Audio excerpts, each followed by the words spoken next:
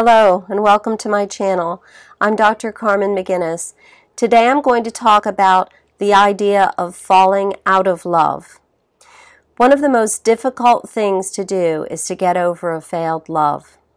Songs have been written about it, poems, and lots of movies. Hollywood does love a broken-hearted lover.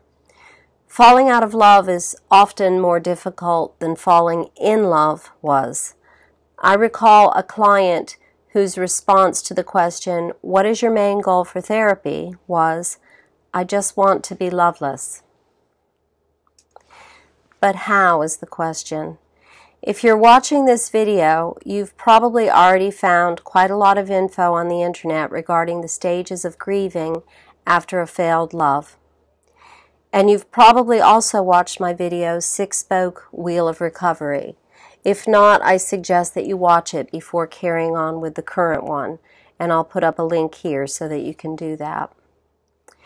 In that particular video, I discussed 6 distinct spokes on the wheel, including the second spoke, or what I call the ping pong stage, and the third spoke, which I call sorrow.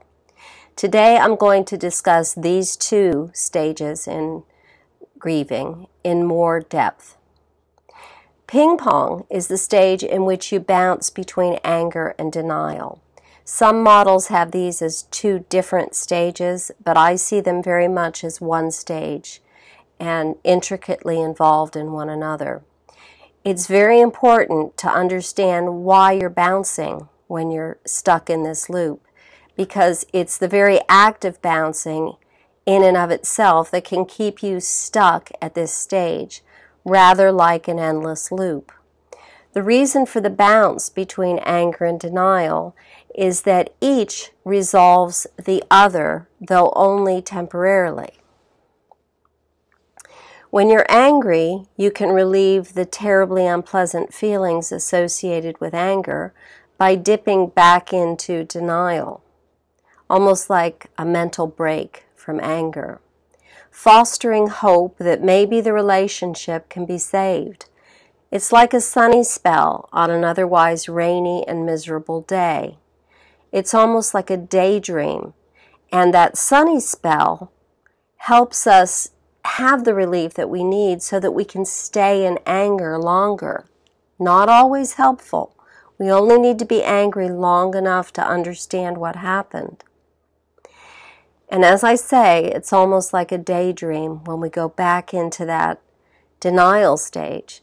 In the words of the French novelist Marcel Proust, it's our imagination that is responsible for love, not the other person.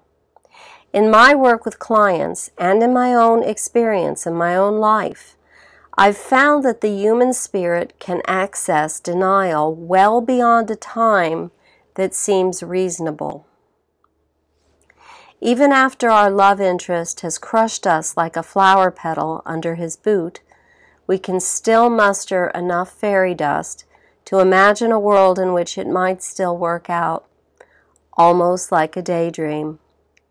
Recognizing that daydream quality of denial is critical to breaking out of this loop, because without recognizing it, you'll sink into denial, into the daydream, from which you'll eventually have to conjure up enough anger to save yourself once more. And then a week or a month or a day later, you'll be so filled with anger that you'll need to escape once more to the land of denial, and on and on and on in this endless loop. So the way out, the way off of this seesaw ride, is to recognize the daydream quality of that wave of denial heading your way. Recognize how reinforcing it feels, how much of a relief it is to let that anger go for a while, how great the sense of relief. But instead of leaping back into anger to save yourself, once you recognize it, you have to recognize as well that this is a cycle. There's a greater thing happening here, that you're just trapped in this loop. So there's something else that has to happen first. Think of it. If you're lost in your car and you keep passing the same place over and over again, you'll realize you're driving in circles, right? Or if you're like me, straight lines back and forth. And once you do realize that, you try something else, right? That's what you need to do. You need to try something else. And here's what that thing is. That something else that you need to try is to stop and wait and brace yourself and experience with all its fury the sadness that you've been avoiding. And that's why we stay in the loop, to avoid the sadness. We go back and forth between anger and denial. As long as we do that, we're holding off the sadness. But the sadness has to come. Now, I'm not going to lie, it's not great. The third spoke in the wheel hurts. Sorrow hurts. But it's the pain that will move you forward toward the next spoke. And my experience is, both myself and with my clients, that almost as soon as you get off the denial, anger loop and on to sorrow, almost as soon as that happens, the pain begins to subside. It's as if, it's like that twinge you have when you get an injection, when you have to go get a shot. Ouch! But then you realize this isn't going to kill me. And then before you know it, the pain starts to fade. It may come back again from time to time, I'm not going to lie. It may wake you in the night. It may greet you in the car line when a particular song comes on the radio, or at the coffee shop when you spot someone whose hair curls at the collar like his did. But unless you feed it, unless you nurture it with that daydream-like denial, it will continue to fade until one day it's dead, just not there anymore. And then you're ready for the real work, the you work. And it's the you work that stops it from happening again with a new partner.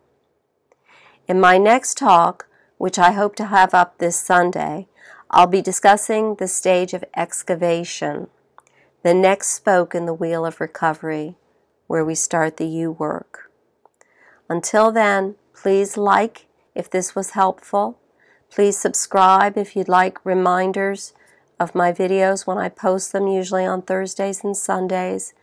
And please do contact me if you feel like you could talk more. Thank you for stopping by my channel.